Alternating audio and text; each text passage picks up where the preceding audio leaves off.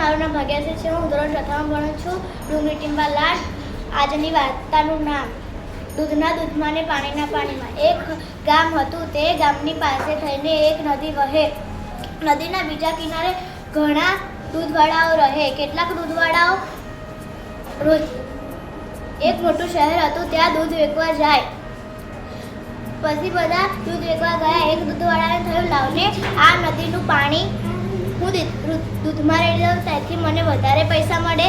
આમ વિચારી તેને 2 લોટી પાણી દૂધમાં રેડી દીધું. પછી બધા શહેરમાં ગયા, દૂધ વેચ્યું અને પાછા આવ્યા. પાછા આવતી વખતે દૂધવાળાને તરસ લાગતા તે પેલી નદીમાં પાણી પીવા ગયો. પછી તે નીચે વળ્યો. એના ખિસ્સામાંથી થોડા પૈસા પડી ગયા અને તે રડવા લાગ્યો કે મારા પૈસા નદીમાં પડી ગયા. બીજો દૂધવાળો કે તું રડીશ નહીં, તારું